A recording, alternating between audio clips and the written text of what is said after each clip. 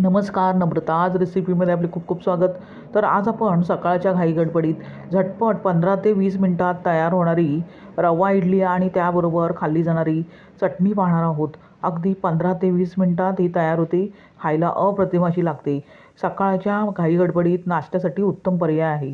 त्यासाठी इथे मी बाउलमध्ये साधारणतः 2 वाट्या रवा घेतला आहे. ज्या वाटीने आपण रवा घेणार आहोत त्याच वाटीने सर्व मेजरमेंट एकसारखे घ्यायचे आहे.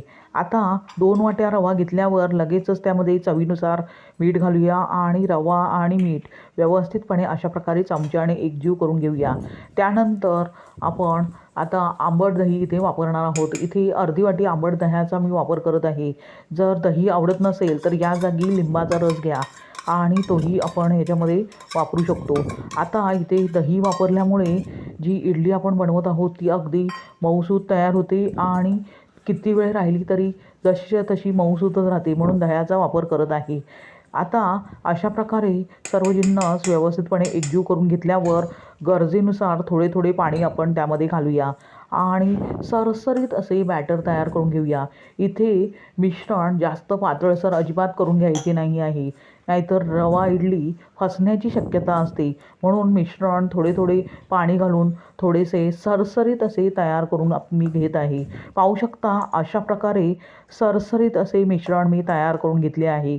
यापेक्षा जास्त इथे पाण्याचा अजिबात वापर करायचा नाही आहे. लगेचच झाकण ठेवून हे मिश्रण रेस्ट करून घेऊया. तोवर आपण चटणी बनवून घेऊया. त्यासाठी इथे मी एक मिक्सरचे भांडे घेतले आहे. आता त्यात आपण अर्धी वाटी फुटाण्याची डाळ घालूया. त्याबरोबरच अर्धी वाटी इथे मी ओल्या नारळाचा चव घेतला आहे. जर नारळाचा चव घ्यायचा नसेल तर या जागी फुटाण्याची डाळ वाढवू शकता. त्यानंतर अर्धा इंच आले, पाव वाटी कोथिंबीर आणि इथे मी छोटा चिंचेचा तुकडा घेतला आहे. जर चिंच आवडत नसेल तर या जागी तुम्ही लिंबाचा रसही घेऊ शकता. चवीनुसार मीठ घेतल्यानंतर आता इथे मी तिखटासाठी 1 चमचाभर लाल तिखट घेत आहे. तुम्ही याऐवजी हिरव्या मिरचीचाही वापर करू शकता. आता यामध्ये पाणी न घालता प्रथम मिक्सरच्या भांड्याचे झाकण लावून मिक्सर चालू बंद करत पल्स मोडमध्ये फिरवून घेऊया. त्यानंतर आपण गरजेनुसार पाणी घालून मिश्रण अगदी बारीकसर वाटून घेणार आहोत. तत्पूर्वी चव बॅलन्स करण्यासाठी इथे मी चमचाभर गूळ पावडर घालत आहे. आता गरजेनुसार पाणी घालून मिक्सरच्या भांड्याचे झाकण लावून अगदी बारीकसर अशी चटणी वाटून घेऊया. पाहू शकता अगदी परफेक्ट बारीकसर चटणी मी वाटून घेतली आहे. अशा प्रकारे इडली बरोबर खाल्ली जाणारी चटणी तयार झाली आहे. लगेचच ती आपण एका बाउलमध्ये काढून घेऊया.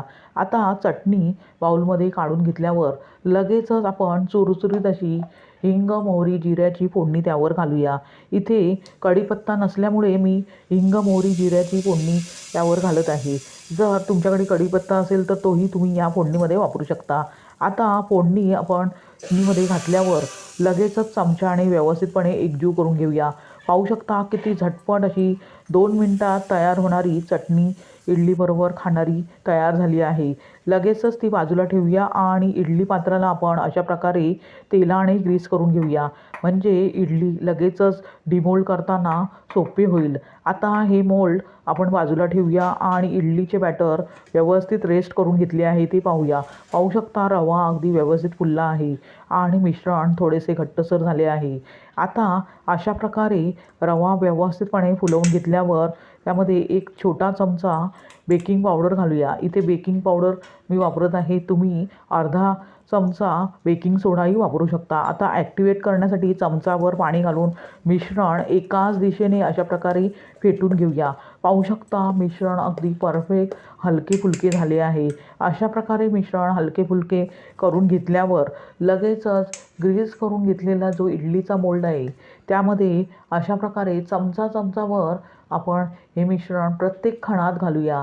अशा प्रकारे मिश्रण प्रत्येक खणात घालून घेतल्यावर आता लगेचच आपण ते वाफवायला ठेवूया.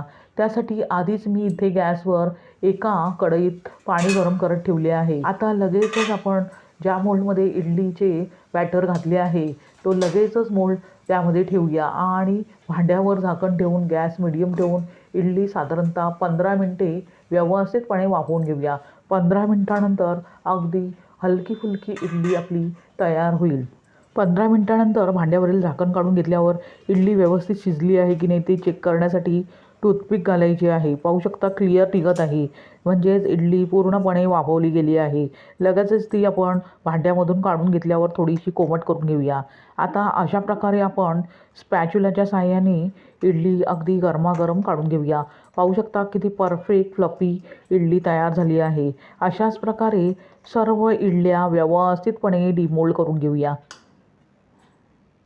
अशा प्रकारे तयार झाली सकाळच्या घाईगडबडीत नाश्त्यासाठी झटपट 15 ते 20 मिनिटात तयार होणारी फ्लफी जाळीदार अशी रवा इडली आणि त्याबरोबर खाल्ली जाणारी चविष्ट अशी चटणी. तुम्ही अशाच प्रकारे रवा इडली आणि चटणी बनवून पहा आणि त्याचा आस्वाद घ्या. तुम्हाला ही रेसिपी कशी वाटली ते कमेंट करून सांगा आणि रेसिपी जर आवडलीच तर नम्रता आज रेसिपीला सबस्क्राईब करा. अगदी निःशुल्क आहे. लाईक करा आणि आपल्या मित्रमैत्रिणींना शेअर करा. पुन्हा भेटूया अशाच साध्या सोप्या सुटसुटीत आणि तितक्याच चविष्ट अशा रेसिपीसह. धन्यवाद. श्री स्वामी समर्थ.